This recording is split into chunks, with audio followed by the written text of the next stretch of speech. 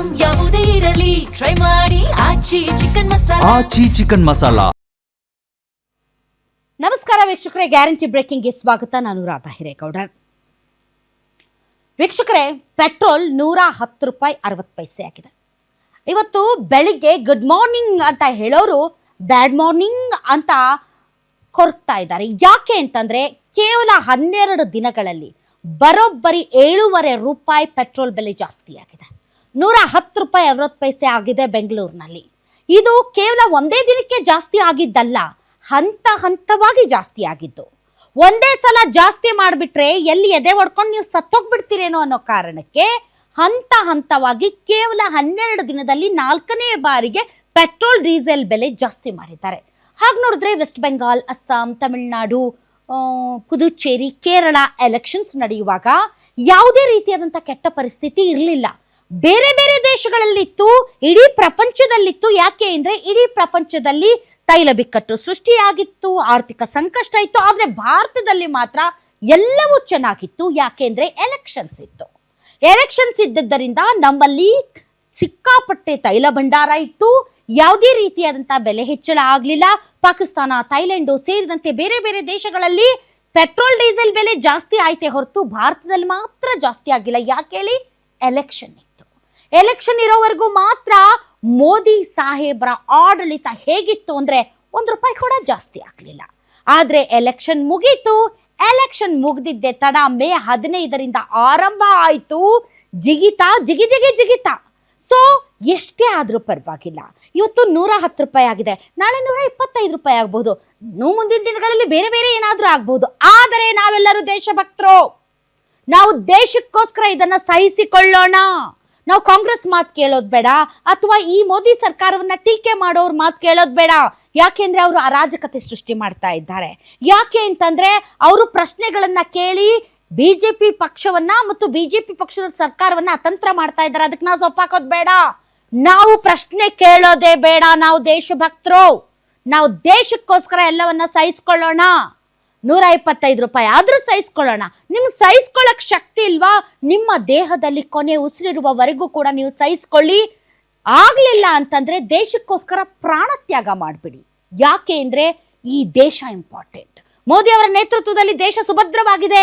ಇವತ್ತು ನಾವು ಸತ್ರು ಪರವಾಗಿಲ್ಲ, ನಾಳೆ ಬರುವವರು ಸುಭದ್ರವಾಗಿರ್ಬೇಕು ಅಂದ್ರೆ ಇವತ್ತು ನಾವು ದೇಶ ಪ್ರೇಮಕ್ಕೋಸ್ಕರ ತ್ಯಾಗ ಮಾಡೋದನ್ನ ಕಲಿಬೇಕು. ಹೀಗಾಗಿ ಯಾರು ಏನು ಮಾತಾಡಬೇಡಿ. ಯಾಕೆ ಅಂತಂದರೆ ನೀವೇನಾದರೂ ಮಾತಾಡಿಬಿಟ್ಟರೆ ನಿಮ್ಮನ್ನು ಭಾಳ ಭಾಳ ಭಾಳ ಭಾಳ ಭಾಳ ಭೀಕರವಾಗಿ ಪಾಕಿಸ್ತಾನಕ್ಕೆ ಕಳಿಸ್ಬಿಡ್ತಾರೆ. ನಮಗಂತೂ ಪಾಕಿಸ್ತಾನಕ್ಕೆ ಹೋಗೋಕೆ ಇಷ್ಟ ಇಲ್ಲ. ಯಾಕಂದರೆ ಆ ಕೋತಿ ದೇಶ ನಮ್ಮದಲ್ಲ, ನಮ್ಮ ದೇಶ ಭಾರತ.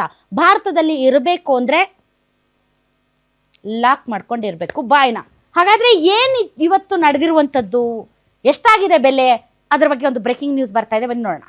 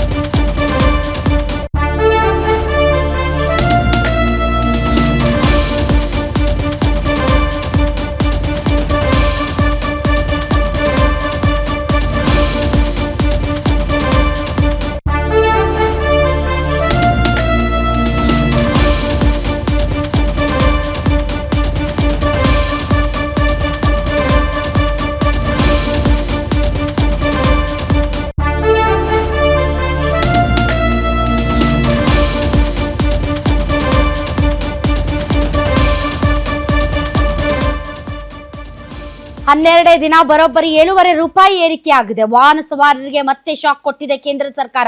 ಅಯ್ಯೋ, ಕೇಂದ್ರ ಸರ್ಕಾರ ಏನ್ ಮಾಡಕ್ಕಾಗುತ್ತೆ ರೀ? ಇದೊಳ್ಳೆ ಆಯ್ತಲ್ಲ. ಕೇಂದ್ರ ಸರ್ಕಾರಕ್ಕೆ ಇದರಲ್ಲಿ ಏನ್ ಪಾತ್ರ ಇದೆ? ಏನ್ ಮಾಡಕ್ಕಾಗುತ್ತೆ ನರೇಂದ್ರ ಮೋದಿ ಅವರು? ಎಲ್ಲರಿಗೂ ಆಗಿದೆ, ನಮಗಾಗುತ್ತೆ. ನರೇಂದ್ರ ಮೋದಿ ಅವ್ರ ಜಾಗದಲ್ಲಿ ಮನಮೋಹನ್ ಸಿಂಗ್ ಅವರು ಇದ್ರು, ಅಥವಾ ರಾಹುಲ್ ಗಾಂಧಿನೋ ಅಥವಾ ಇನ್ನೊಬ್ಬ ನಾಯಕ ಇದ್ರು ಕೂಡ ಅವರು ಏನು ಮಾಡಕ್ಕಾಗ್ತಾ ಇರಲಿಲ್ಲ. ನರೇಂದ್ರ ಮೋದಿ ಅವರು ಏನು ಮಾಡಕ್ಕಾಗ್ತಾ ಇಲ್ಲ. ಯಾಕೆಂದ್ರೆ ಇಡೀ ಪ್ರಪಂಚದಲ್ಲಿ ಅಂತಹ ಪರಿಸ್ಥಿತಿ ಇದೆ. ಅವರಾದ್ರೂ ಏನ್ ಮಾಡೋದಕ್ಕೆ ಸಾಧ್ಯ? ಇದನ್ನ ಯಾಕೆ ಕೇಂದ್ರ ಸರ್ಕಾರದ ಮೇಲೆ ಹಾಕ್ತೀರಾ? ಅದು ಶುದ್ಧ ತಪ್ಪು. 12 ದಿನಗಳ ಅಂತರದಲ್ಲಿ 4ನೇ ಬಾರಿಗೆ ತೈಲಾಘಾತ ಆಗಿದೆ. ಪೆಟ್ರೋಲ್ ಡೀಸೆಲ್ ದರದಲ್ಲಿ ಭಾರಿ ಏರಿಕೆ ಆಗಿದೆ. ಪೆಟ್ರೋಲ್ ಲೀಟರ್ಗೆ ₹2.52 ಹೆಚ್ಚಳ ಆದರೆ ಡೀಸೆಲ್ ಲೀಟರ್ಗೆ ₹2.55 ಏರಿಕೆ ಆಗಿದೆ. ಬೆಂಗಳೂರಲ್ಲಿ ₹110 ಗಡಿ ದಾಟಿದೆ ಲೀಟರ್ ಪೆಟ್ರೋಲ್ ಬೆಲೆ. 1 ಲೀಟರ್ ಪೆಟ್ರೋಲ್ ಬೆಲೆ ₹110.80 ಆಗಿದೆ. ಬೆಂಗಳೂರಿನಲ್ಲಿ ಲೀಟರ್ ಡೀಸೆಲ್ ಬೆಲೆ ₹98.54 ಆಗಿದೆ. ಎಷ್ಟಾದ್ರೂ ಪರವಾಗಿಲ್ಲ, ನಮ್ಮಲ್ಲಿ ದೇಶಭಕ್ತಿ ಕಿಂಚಿತ್ತು ಕಡಿಮೆ ಆಗಲ್ಲ. ದೇಶ ಪ್ರೇಮಕ್ಕೋಸ್ಕರ ನಾವು ಸಹಿಸ್ಕೋತೀವಿ. ಯಾಕೆ ಇದರಲ್ಲಿ ನರೇಂದ್ರ ಮೋದಿ ಅವರ ಪಾತ್ರ ಏನಿದೆ? ಅವ್ರು ಪ್ರಧಾನಿಗಳಷ್ಟೇ. ಅವರೇನು ಪ್ರಪಂಚದಲ್ಲಿ ನಡೀತಾ ಇರುವಂಥ ಈ ಒಂದು ಯುದ್ಧದ ಭೀತಿಯಿಂದ ಯುದ್ಧವನ್ನು ತಡೆಯೋಕ್ಕಾಗತ್ತಾ? ಅಥವಾ ಹರ್ಮುಜ್ ಜಲಸಂಧಿಯನ್ನು ಓಪನ್ ಮಾಡ್ಸೋಕ್ಕಾಗತ್ತಾ? ಅಥವಾ ನಮ್ಮ ತೈಲ ಭಂಡಾರವನ್ನು ಜಾಸ್ತಿ ಮಾಡೋಕ್ಕಾಗತ್ತಾ? ಅವ್ರ ಕೈಯಲ್ಲಿ ಸಾಧ್ಯ ಇದೆಯಾ ಪಾಪ? ಸೊ ಹೀಗಾಗಿ ಇದನ್ನು ತೈಲಾಘಾತ, ತೊಂದರೆ, ಜನರ ಕಷ್ಟ ಆಗ್ತಾ ಇದೆ. ತೈಲ ಬೆಲೆ ಜಾಸ್ತಿ ಆಗ್ತಾ ಇದ್ದ ಹಾಗೆ ಪೆಟ್ರೋಲ್ ಡೀಸೆಲ್ ಬೆಲೆ ಜಾಸ್ತಿ ಆಗ್ತಾ ಇದ್ದ ಹಾಗೆ ಸರಕು ಸಾಗಣೆ ವೆಚ್ಚ ಜಾಸ್ತಿ ಆಗಿಬಿಡುತ್ತೆ. ತರಕಾರಿ, ದಿನನಿತ್ಯ ಅವಶ್ಯಕ ವಸ್ತುಗಳ ಬೆಲೆ ಜಾಸ್ತಿ ಆಗುತ್ತೆ. ಗ್ಯಾಸ್ ಬೆಲೆ ಜಾಸ್ತಿ ಆಗುತ್ತೆ. ರೋಡಲ್ಲೂ ಇರೋಕ್ಕಾಗಲ್ಲ, ಮನೆಯಲ್ಲೂ ಇರೋಕ್ಕಾಗಲ್ಲ, ಎಲ್ಲಾದರೂ ಓಡೋಗ್ಬೇಕಂದ್ರೆ ಪೆಟ್ರೋಲ್ ಡೀಸೆಲ್ ಬೇಕು. ಹೀಗಾಗಿ ಏನು ಮಾಡ್ತಿರೋ ಯೋಚನೆ ಮಾಡಿ. ಬಟ್ ದೇಶಭಕ್ತಿ ಮಾತ್ರ ಕಿಂಚಿತ್ತು ಕೊರತೆ ಆಗಬಾರ್ದು. ಇದರಲ್ಲಿ ತೋರಿಸ್ಬೇಕು ನೀವು ನಿಜವಾದ ದೇಶಭಕ್ತಿ.